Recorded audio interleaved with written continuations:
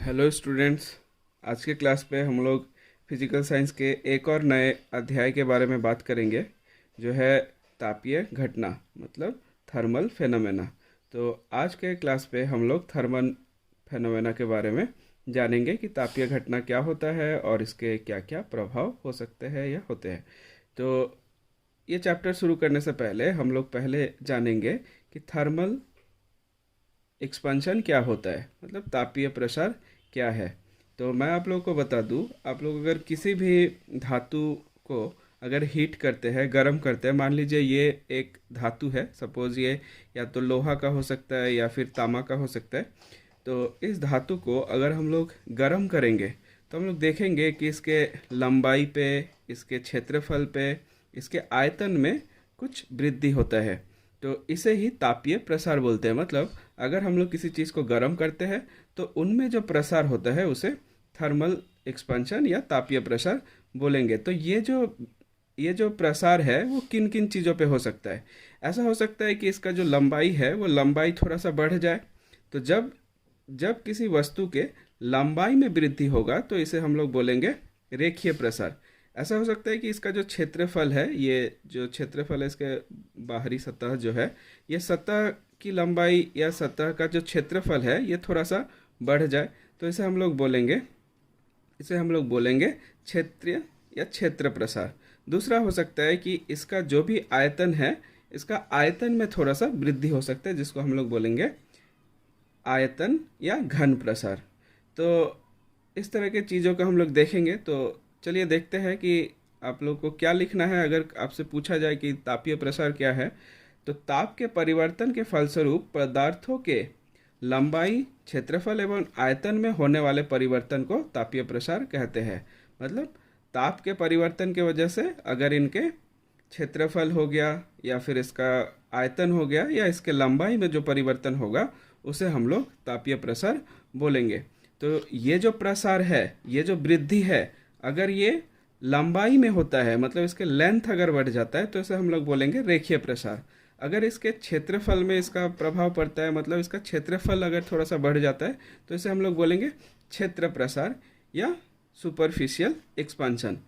तीसरा है हम लोगों का, अगर इसका आयतन, इसका जो भी आयतन होगा, जितना भी स्थान घेरता है, इसको अगर गर्म करेंगे तो देखेंगे ये थोड़ा सा ज़्यादा स्थान घेरेगा।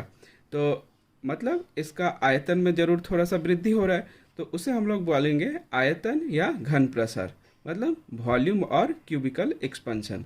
तो देखिए आयतन या घन प्रसार क्या है। आयतन में जो वृद्धि होती है उसे आयतन या घन प्रसार कहते हैं। तो हम लोग देखते हैं कि अलग अलग धातुओं का जो प्रसार है वो अलग अलग होता है। सभी धातुओं का जो प्रसार है वो हमेशा सेम नहीं होगा, मतलब अलग अलग धातुओं के लिए अलग अलग होगा। जैसे मान लीजिए ये अगर किसी लोहे का छड़ है तो इसका जो प्रसार होगा ये अलग होगा, और अगर ये तांबे का छड़ होता तो इसका जो प्रसार होता वो अलग होता। मीन्स इसके लंबाई, क्षेत्रफल और जो इसके आयतन है, इन लोगों का प्रसार अलग अलग होगा।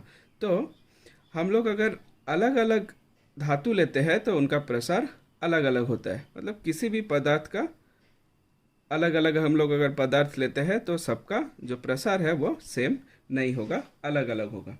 अब इसका क्या उपयोग है, ये जो विभिन्न प्रकार के जो प्रसार है इसका क्या उपयोग है। तो आप लोग देख सकते हैं कि सपोज एक सीधा सा एग्जांपल ये है। ऐसा मान लीजिए जो बैलगाड़ी होता है, बैलगाड़ी का जो चक्का है वो अगर आप देखेंगे तो बैलगाड़ी के चक्के के चारों तरफ एक लोहे का, इस तरह से लोहे का कुछ लगाया हुआ है, लोहे का एक पट्टी इस तरह से बांधा हुआ है। तो ये एक्चुअली लगाया कैसे जाता है, और ये जो पट्टी है, ये जो लकड़ी का पहिया है इससे आसानी से खुलता नहीं है, मतलब ये बहुत ही जकड़ करके उसको पकड़ा हुआ होता है। तो ये कैसे होता है, एक्चुअली इसको इस तरह से किया जाता है कि एक मान लीजिए लकड़ी का पहिया है। अब ये जो इसके ऊपर जो लगा रहे हम लोग इसको क्या करते हैं, थोड़ा गर्म करेंगे। गर्म करने से ये थोड़ा सा बढ़ जाएगा, इस पर थोड़ा सा प्रसार होगा। अब उसके बाद इसको इसके ऊपर इस तरह से बैठा देते हैं। तो उसके बाद जब वापस ये ठंडा होता है तो ये इसको अच्छी तरह से पकड़ लेगा और ये फिर इससे नहीं खुलेगा। तो ये एक उपयोग है इस पे। और एक एग्जांपल मैं बताता हूँ, जैसे आप लोग देखे होंगे रेलवे लाइन पे, रेलवे के लाइन पे आप लोग देखेंगे पटरी पे, वहाँ पे थोड़ी देर बाद बाद थोड़े यहाँ पे बीच बीच में थोड़ा सा गैप दिखाई देगा। तो ये गैप क्यों होता है? ये गैप इसलिए होता है ताकि जैसे वो जो पटरी है वो तो दिन में धूप में तपते रहता है ना, तो उससे थोड़ा सा ये गर्म होगा।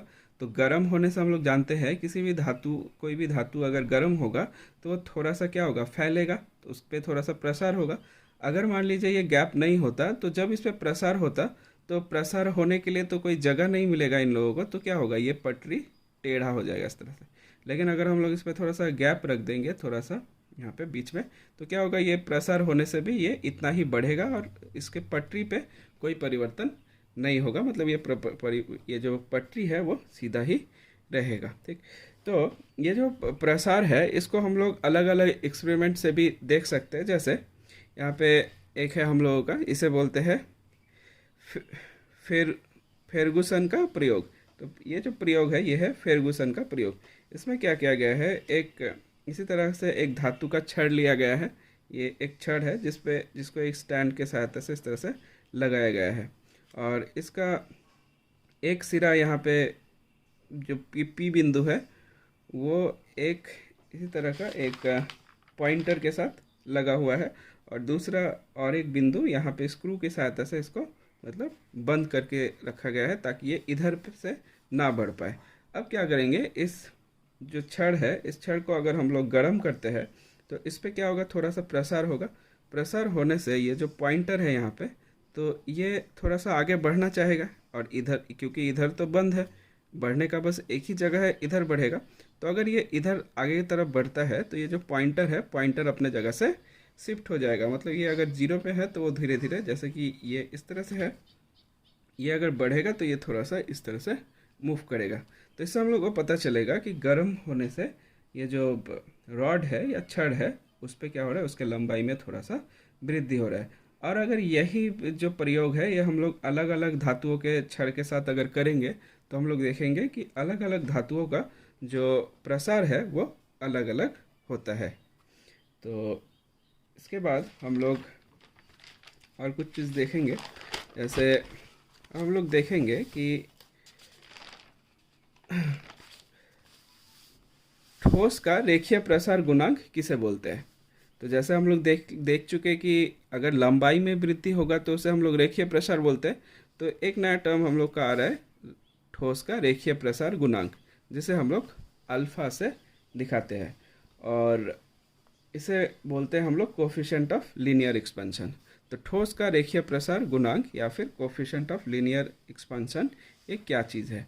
तो देखिए, मान लीजिए हम लोग एक छड़ लेते हैं जिसको T1 डिग्री तक गर्म करते हैं, या मान लीजिए ये सपोज ये एक छड़ है। अभी मान लीजिए इस रूम का जो टेम्परेचर है वो T1 डिग्री C है, और इसका लंबाई जो है वो L1 है। एक छड़ है इस तरह से जो कि T1 डिग्री सेंटीग्रेड पे है, और इसका जो लंबाई है वो L1 है। मान लीजिए 5 सेंटीमीटर है, तो वो L1 बराबर 5 सेंटीमीटर। इसके बाद क्या किए, इसके बाद इसको हम लोग थोड़ा सा गर्म करेंगे। तो गर्म करने से इसके लंबाई में क्या होगा, थोड़ा सा वृद्धि होगा। सपोज़ हम लोग समझने के लिए बस ले लेते हैं कि अब इसका जो लंबाई है वो 6 सेंटीमीटर हो गया। मतलब पहले 5 सेंटीमीटर था इसका लंबाई, अब इसका जो लंबाई है वो 6 सेंटीमीटर हो गया। तो हम लोग देख रहे हैं कि तापमात्रा, जब इसका हम लोग टेम्परेचर बढ़ा रहे हैं, इसको गर्म कर रहे हैं, तो इसका लंबाई में वृद्धि आ रहा है। कितना वृद्धि आया, जैसे सपोज हमारे वाले जो एक्सपेरिमेंट पे हम लोग ले लिए थे कि पहले 5 सेंटीमीटर था, अब 6 सेंटीमीटर हो गया, तो इसकी लंबाई में जो वृद्धि है वो 1 सेंटीमीटर का है। तो चलिए हम लोग इसका रिलेशन निकालते हैं कि क्या आता है। देखिए, माना एक छड़ की T1 डिग्री C पर लंबाई L1 है और अधिक तापमान T2 पर इसकी लंबाई L2 है। जैसे कि ये जो छड़ है ये शुरू में इसका टेम्परेचर T1 डिग्री C था, तब इसका जो लंबाई है वो L1 था। जब बाद में इसको गर्म किया गया तब टेम्परेचर जो है ये छड़ का वो T2 डिग्री C हुआ, और इसका जो लंबाई है वो L2 हो गया। तो अतः ताप में वृद्धि, जैसे पहले T1 डिग्री C था, अभी T2 डिग्री C है, तो ताप में वृद्धि कितना हुआ, बाद में जितना है उसको शुरू से घटाना है। जैसे मान लीजिए पहले मान लीजिए 50 डिग्री सी था और बाद में ये 100 डिग्री हो गया, तो इसके तापमान में वृद्धि कितना हुआ? 100 से अगर हम लोग 50 को माइनस कर देंगे तो जो आएगा वो हम लोग का इसके तापमात्रा में वृद्धि हुआ। तो अतः तापमान में वृद्धि बराबर T2 minus T1 degree C बराबर, इसको हम लोग लिख सकते हैं डेल्टा टी। ये ट्राइंगल की तरह लिखा होता है, इसे डेल्टा बोलते हैं। तो T2 minus T1 equal to delta T. छड़ के लंबाई में वृद्धि, जैसे लंबाई पहले L1 था बाद में L2 है। जैसे हम लोग एक एग्जांपल दिए थे कि पहले 5 था बाद में 6 सेंटीमीटर हुआ, तो इस पे वृद्धि कितना हुआ? 6 सेंटीमीटर से 5 सेंटीमीटर को घटाएंगे तो आएगा हम लोग को 1 सेंटीमीटर, तो वही हम लोग का वृद्धि होगा। तो अगर ये 6 सेंटीमीटर के जगह पे L2 है और 5 सेंटीमीटर के जगह पे L1 है, तो इसके छड़ के लंबाई में वृद्धि कितना हुआ? L2 माइनस L1 बराबर डेल्टा एल। इसको हम लोग जो चेंज होता है, जो परिवर्तन हुआ, उसको हम लोग डेल्टा से दिखाते हैं, तो डेल्टा एल हुआ। तो देखा गया है कि इसमें प्रयोग करके ये पाया गया है कि ये जो लंबाई है, लंबाई में जो परिवर्तन है, ये लंबाई में परिवर्तन ये किसी भी धातु का जो छड़ है या कुछ भी है, तो ये जो लंबाई में परिवर्तन है ये समानुपात है इसके लंबाई के। मतलब धातु का छड़ का लंबाई जितना ज़्यादा होगा, इस पे परिवर्तन भी उतना ही ज़्यादा होगा। उसी तरह से ये जो परिवर्तन है, लंबाई में जो परिवर्तन है, चेंज इन लेंथ, ये उसके चेंज इन टेम्परेचर पे भी डिपेंड करेगा। मतलब पहले कोई धातु अगर 50 डिग्री पे था, अभी 100 डिग्री पे है, तो इस पे तापमात्रा में परिवर्तन 50 डिग्री का है। अगर मान लीजिए ये 50 पे है, बाद में ये 150 डिग्री हो, तो इस पे परिवर्तन 100 डिग्री का होगा। तो हम लोग जितना ज़्यादा तापमात्रा में परिवर्तन करेंगे, उसके लंबाई में उतना ज़्यादा वृद्धि पाया जाएगा। तो अब हम लोग ये पहले और दूसरे समीकरण को अगर एक साथ मिला देते हैं, तो हम लोग लिख सकते हैं जो डेल्टा एल, ये समानुपात है L1 गुने डेल्टा टी। अब जब भी कभी समानुपात आता है, तो उसको हम लोग बराबर पे लाने के लिए हम लोग एक कांस्टेंट डालते हैं, स्थिरांक डालते हैं। जैसे यहाँ पे डाला गया है, ये है अल्फ़ा। अल्फ़ा क्या है? एक स्थिरांक है। तो हम लोग यहाँ से लिख सकते हैं कि जहाँ अल्फ़ा स्थिरांक है, इसे रेखीय प्रसार गुणांक कहते हैं।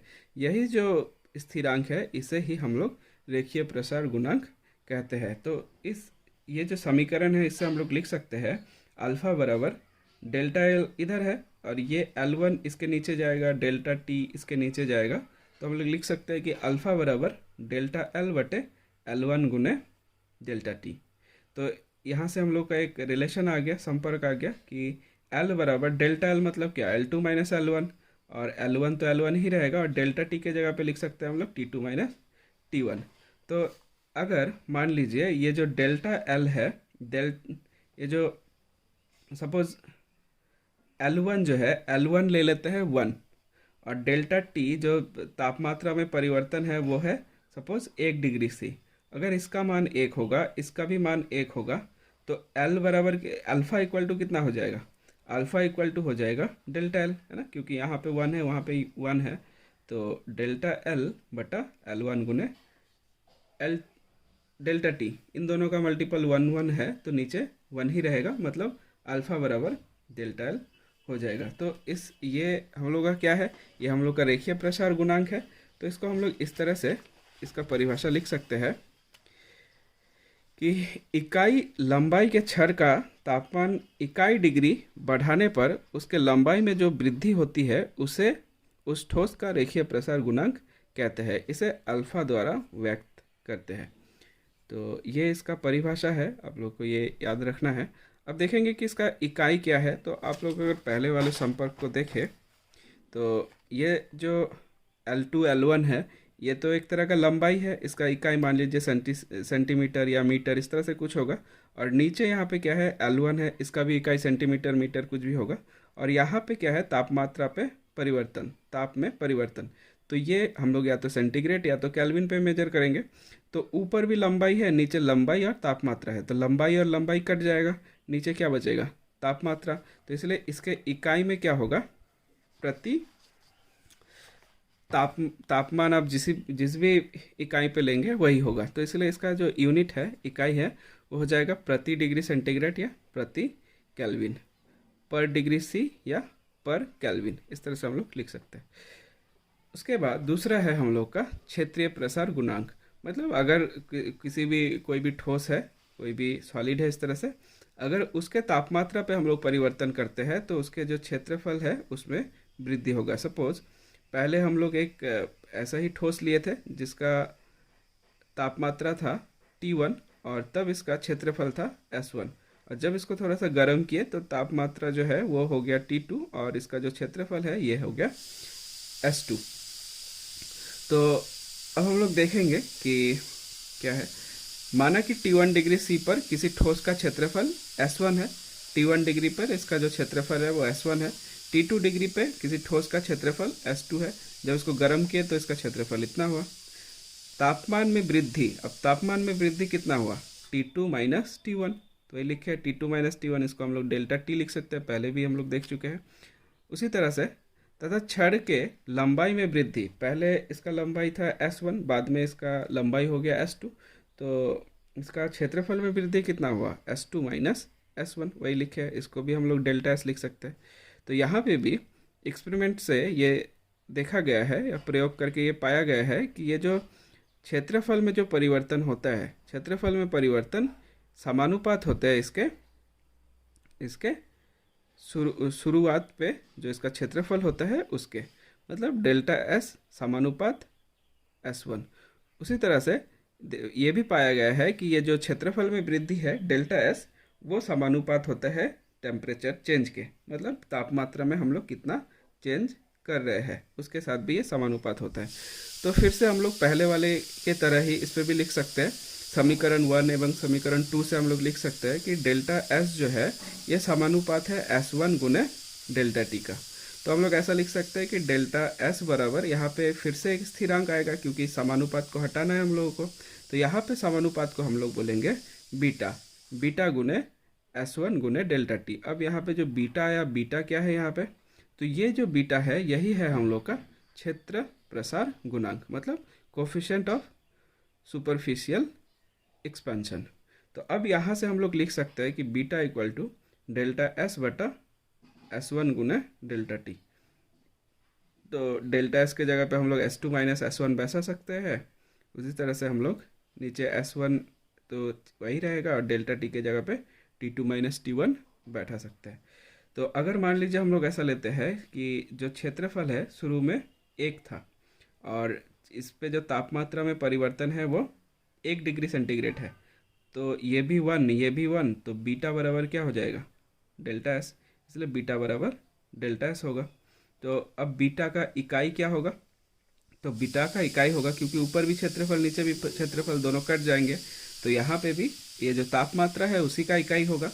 मतलब या अगर हम लोग सेंटीग्रेड पे तापमात्रा को ले रहे हैं तो ये प्रति डिग्री सेंटीग्रेड, या केल्विन पे अगर ले तो प्रति केल्विन होगा, पर केल्विन या फिर प्रति डिग्री सेंटीग्रेड होगा। अब हम लोग एक बार देख लेंगे कि इसका जो परिभाषा है वो क्या लिखेंगे। तो सेम उसी तरह से हम लोग लिखेंगे जो पहली बार हम लोग लिखे हैं। हम लोग जो रेखीय प्रसार गुणांक का जो परिभाषा था उसी तरह से इसके भी परिभाषित कर सकते हैं। जैसे इकाई क्षेत्रफल वाले क्षेत्र का तापमान इकाई डिग्री बढ़ाने पर उसके क्षेत्रफल में जो वृद्धि होती है उसे उस ठोस का क्षेत्रीय प्रसार गुणांक कहते हैं। इसे बीटा द्वारा व्यक्त करते हैं। तो ये हम लोगों का क्षेत्र प्रसार गुणांक का परिभाषा हो गया। अब हम लोग आखिरी और एक चीज़ देखेंगे, यह है आयतन या घन प्रसार गुणांक, कोफिशिएंट ऑफ वॉल्यूम और क्यूबिकल एक्सपेंशन। तो ये क्या होता है, ये भी सेम पहले की तरह है, लेकिन अब हम लोग क्या करेंगे, इस पे आयतन में वृद्धि होगा। जैसे पहले वाले पे लंबाई में वृद्धि हुआ, दूसरे वाले में उसके क्षेत्रफल में वृद्धि हुआ, अब तीसरे वाले पे हम लोग देखेंगे कि इसके जो आयतन है, वॉल्यूम है, उस पर बढ़ोतरी होगा। तो मान लीजिए जैसे एक हम लोग ऐसा ही कोई धातु लिए है, T1 पे T1 डिग्री जब तापमान इसका T1 डिग्री है तब इसका आयतन है V1, जब तापमान T2 है तब इसका जो आयतन है ये V2 है। तो वही हम लोग लिखे हैं, माना T1 डिग्री C पर किसी ठोस का आयतन है V1, T2 डिग्री C पर किसी ठोस का आयतन है V2। इसीलिए तापमान में वृद्धि कितना होगा, T2 माइनस T1, बाद में कितना हुआ, शुरू में कितना था, तो डेल्टा T हो गया। तथा आयतन में वृद्धि बाद में कितना हुआ, पहले कितना था, तो v2 माइनस v1। तो एक को हम लोग डेल्टा टी, एक को हम लोग डेल्टा v से दिखा रहे। सेम उसी तरह फिर से यहाँ पे भी प्रयोग से ये पाया गया है कि ये जो डेल्टा v है ये समानुपात होता है v1 का, और डेल्टा v समानुपात होता है डेल्टा t। ये दो अलग अलग इक्वेशन हम लोगों को मिल गया। अब इन दोनों को अगर हम लोग समीकरण 1 और 2 को अगर एक साथ लिखेंगे तो क्या होगा, तो डेल्टा v समानुपात v1 गुने डेल्टा टी लिख सकते हैं। और फिर से यहाँ पे समानुपात को हटाएंगे तो एक स्थिरांक आएगा जो यहाँ पे गामा है। ये v के तरह थोड़ा सा घुमा हुआ होता है, इसे गामा बोलते हैं। तो गामा गुने v1 गुने डेल्टा टी। तो गामा बराबर यहाँ पे क्या हो जाएगा, डेल्टा v इस साइड पे है, यहीं पे रहेगा, और v1 नीचे चला जाएगा, डेल्टा टी नीचे चला जाएगा। तो गामा बराबर डेल्टा v बटा v1 गुने डेल्टा टी। या फिर हम लोग यहाँ पे लिख सकते हैं डेल्टा v के जगह पे v2 माइनस v1, और डेल्टा t के जगह पे t2 माइनस t1, इस तरह से लिख सकते हैं। अब इसी वाले समीकरण से हम लोग एक बार फिर से आगे बढ़ते हैं। जैसे अगर मान लीजिए v1 का मान 1 है और डेल्टा t का मान 1 है, इसका भी मान 1, इसका भी मान 1, तो हम लोग को गामा किसके बराबर हो जाएगा, डेल्टा v। देयरफॉर गामा बराबर डेल्टा v होगा। तो इसका इकाई क्या होगा, फिर से यहाँ पे ऊपर भी आयतन नीचे भी आयतन, तो आयतन आयतन कट जाएगा, और नीचे क्या बचा, टेम्परेचर, तापमात्रा। तो फिर से जो तापमात्रा का जो भी इकाई होगा इसका भी इकाई सेम होगा, मतलब प्रति डिग्री सी या प्रति केल्विन। तो हम लोग फिर से ये जो गामा है इसका एक बार परिभाषा देख लेते हैं। तो गामा का परिभाषा क्या होगा, इकाई आयतन वाले ठोस का आयतन इकाई डिग्री बढ़ाने पर उसके आयतन में जो वृद्धि होती है उसे उस ठोस का आयतन या घन प्रसार गुणांक कहते हैं। इसे गामा द्वारा व्यक्त करते हैं।